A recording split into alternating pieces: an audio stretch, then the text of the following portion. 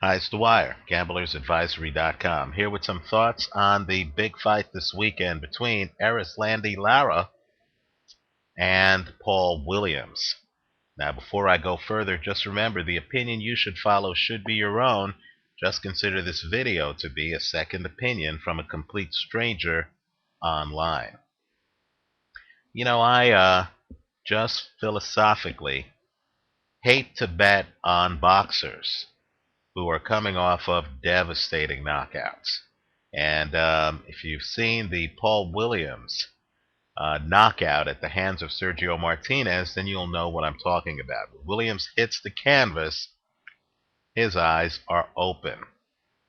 I don't care what fighters say. I don't care what anybody says. When I'm fooling around with my money, I personally believe that it takes these fighters a while to be themselves, right? The fighter will say, hey, I'm okay. The trainer will say, my goodness, not since prime Sugar Ray Robinson has there been a guy in training who has looked sharper than my fighter, right? You'll read the press clippings. The fighters, of course, will show up to the pre-fight press conference. They'll show up to the weigh-in. They'll look like $1,000,000. All I know is that as a general rule, when a guy is coming back from a devastating knockout, that guy tends to be a little bit gun-shy. There seems to be an open question as to whether or not he'll be able to take a punch.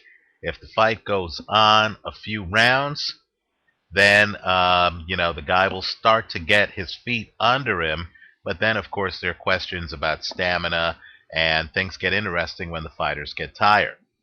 Now, I'm fully aware of the fact that Fernando Montiel came back after a devastating knockout, looked good, won his last fight. I'm sure it's happened several times in history, but I'm hesitant whenever that is the case. In this fight, so many people have asked me about Paul Williams against Erislandy Lara. There is a group out there that believes that because Carlos Quintana was a southpaw, first man to beat Williams, because Sergio Martinez was a southpaw, he's the man who knocked out Williams in his last fight, and because Erislandy Lara is a counter-punching southpaw like the previous two I mentioned, and because he's fresher, hasn't been knocked out, and because he's coming off of a draw. And by the way, I predicted Lara would win that fight. I believe there's a video up on YouTube on that fight. But because of a draw against Carlos Molina, people feel that Erislandy Lara might be primed for an upset in this fight, and that Williams has picked the wrong opponent for his first fight back. Let me just say a couple of things. First, I looked at the lines being offered on this fight and the bet that leaps out at me. And I'm talking about this leaps out at me. It's the reason I'm making a video on a fight involving a fighter fresh off of a knockout loss. Is the under 11.5 rounds at a plus, you heard right, a plus 155. I have no idea how the casinos are offering that prop. I believe it's a mispricing. Lara has never fought anyone approaching the volume of Paul Williams. Never. Not only that, Lara has never gone 11.5 rounds his entire career. I'm talking about never.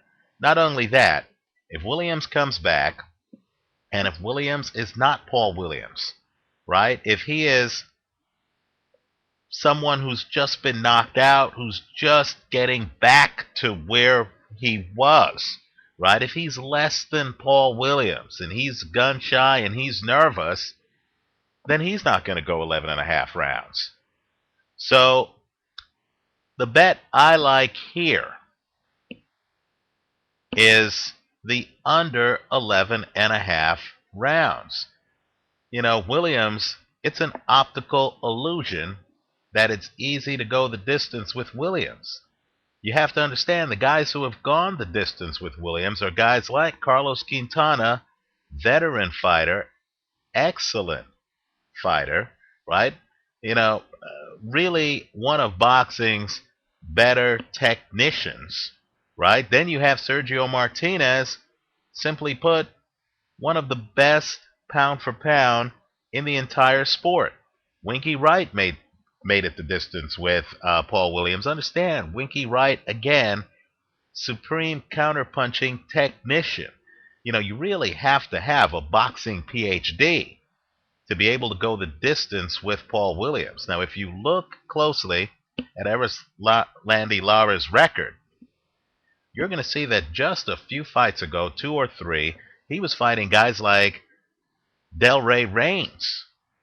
Don't get me wrong. I'm not here to criticize Reigns, but, that's a far cry, and I mean a far cry from fighting Williams level opposition. In fact, even the draw that Lara had in his last fight against Carlos Molina, right? Even that draw was against a fighter who had not fought for the preceding year. Molina had actually been out of boxing because of promotional and managerial challenges, and he himself was shaking off the rust against Lara, and yet he was able to go the distance against Lara. So my point is this. This is a monumental step up in class for Lara. I have a very hard time arguing that because Carlos Quintana was able to land a left hand, Quintana was very strategic throughout that 12-round masterpiece in which he gave Williams his first loss. Because a great fighter like Quintana was able to land that left hand. And keep in mind, by the way, when Quintana fought Andre Berto, I still maintain that Berto was knocked down in that fight. Berto went on to get the knockout. But because Williams had problems with a very elite fighter like Sergio Martinez, who was also a southpaw, I'm not sure if I can make the argument that Erislandy Lara is elite and will get similar results. So, as a gambler, I'm intrigued by the under 11.5. It's risky, but I'm intrigued by that under 11.5. As a boxing fan, I'm expecting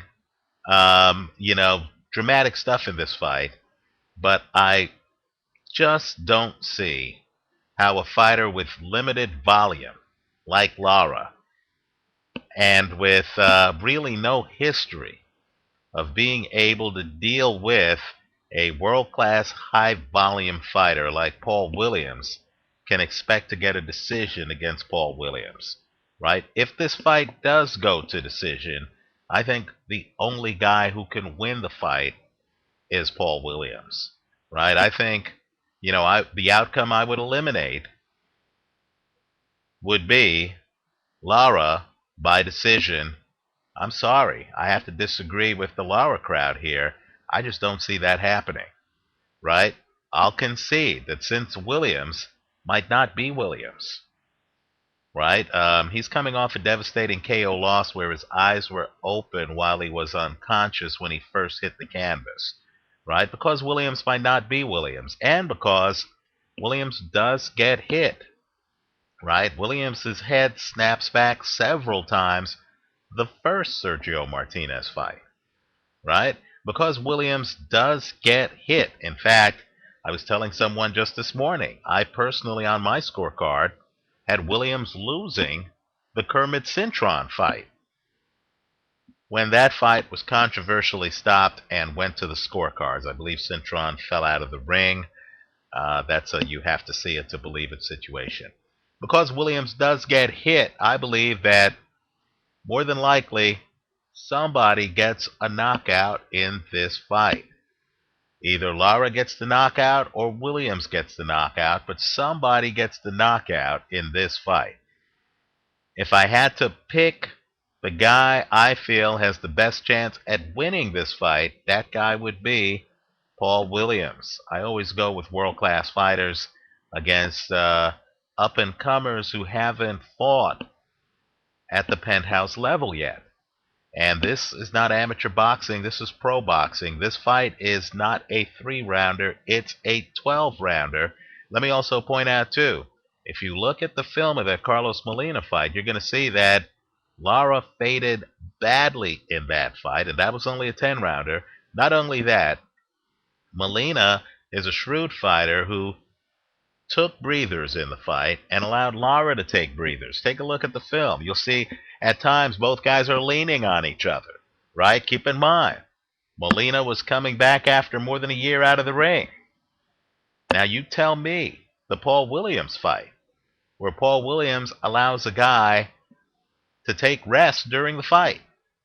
I don't know of one. I mean, I know there are fights where Williams has leaned up on guys, right? The first Martinez fight. But the bottom line is, Paul Williams, I know, is all action. There's going to be no opportunity to, lean, grab, take breathers in this fight, right? It's going to be all action from the Williams side of the table. He's going to be throwing close to 100 punches around.